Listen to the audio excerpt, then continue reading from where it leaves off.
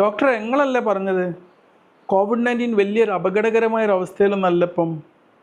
അത് കുറച്ച് പ്രതിരോധ ശക്തി കുറഞ്ഞവരെയും പിന്നെ കുറച്ച് പ്രായമായവരെയൊക്കെയാണ് ഇത് കുറച്ചൊക്കെ അപകടകരമായ അവസ്ഥയിലേക്ക് പോകുന്നത്. കഴിഞ്ഞ ദിവസം കേട്ടല്ലോ 24 വയസ്സുള്ളൊരു യുവതി കോവിഡ് ബാധിച്ച് മരിച്ചു എന്ന്. എന്താ ഡോക്ടറെ കേൾക്കുന്നത്? കോവിഡ്-19 നമ്മളറിയാം SARS-CoV-2 എന്ന് പറഞ്ഞ വൈറസാണ്. നമ്മുടെ ശരീരത്തിലേക്ക് എത്തിക്കഴിഞ്ഞാൽ നമ്മുടെ ശ്വാസകോശത്തെയാണ് ഇത് അറ്റാക്ക് ചെയ്യുക. ഭൂരിഭാഗം ആൾക്കാരിലും പ്രത്യേകിച്ച് ഇമ്മ്യൂണിറ്റിയൊക്കെ ഉള്ള ചെറുപ്പക്കാരിലൊക്കെ ഇത് ഒരു മൈൽഡ് രോഗമായിട്ട് തന്നെയാണ് വന്നു പോകുന്നത്. പക്ഷെ അപൂർവം ചിലരിൽ എന്ത് സംഭവിക്കും? ഇതിൻ്റെ ഇമ്മ്യൂൺ സിസ്റ്റം ഓവറായിട്ട് റിയാക്റ്റീവ് ആവും. ഈ വൈറസ് എത്തിയിട്ട് വൈറസിനെ ആക്രമിച്ച് തോൽപ്പിക്കാൻ വേണ്ടിയിട്ട് ഓവർ റിയാക്ഷൻ ഉണ്ടാവും.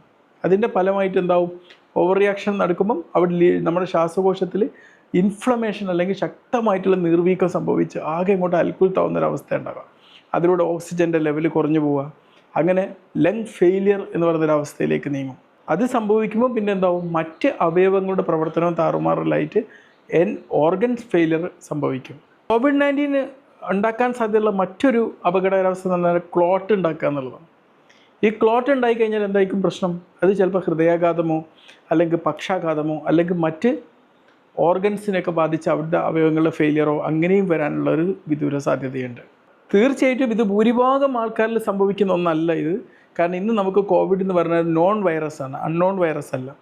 അതുകൊണ്ട് തന്നെ ഭൂരിഭാഗം പേരിൽ സംഭവിക്കില്ലെങ്കിൽ അപൂർവം ചിലരിലൊക്കെ ഇത് സംഭവിക്കാൻ സാധ്യതയുള്ളത് കൊണ്ട് ഇന്നും കോവിഡിനെതിരെ പൊരുതുക എന്ന് പറഞ്ഞു കഴിഞ്ഞാൽ തീർച്ചയായിട്ടും നമ്മുടെ ആരോഗ്യസ്ഥിതി ഏറ്റവും ഹെൽത്തി ആയിട്ടുള്ള രീതിയിൽ പരിപാലിക്കുക എന്നുള്ളത് മാത്രമാണ്. തീർച്ചയായിട്ടും ഈ ഒരു ഘട്ടത്തിൽ എന്താ ചെയ്യേണ്ടത്? അസുഖമൊക്കെ ഉണ്ടെങ്കിൽ മാസ്കൊക്കെ ധരിച്ച് മറ്റുള്ളവരുമായിട്ടുള്ള സമ്പർക്കമൊക്കെ ഒഴിവാക്കി രോഗികളുമായിട്ടുള്ള സമ്പർക്കങ്ങൾ ഒഴിവാക്കി പിന്നെ അധികം റിസ്ക് ഉള്ള ആൾക്കാരാണെങ്കിൽ വാക്സിനേഷൻ എടുത്തിട്ട് കോവിഡിനെ പൊരുതി തോൽപ്പിക്കാൻ വേണ്ടിയിട്ടാണ് ശ്രമിക്കേണ്ടത്. തീർച്ചയായിട്ടും കോവിഡ്-19 എങ്ങോട്ടും അപ്രത്യക്ഷമായിട്ടില്ല.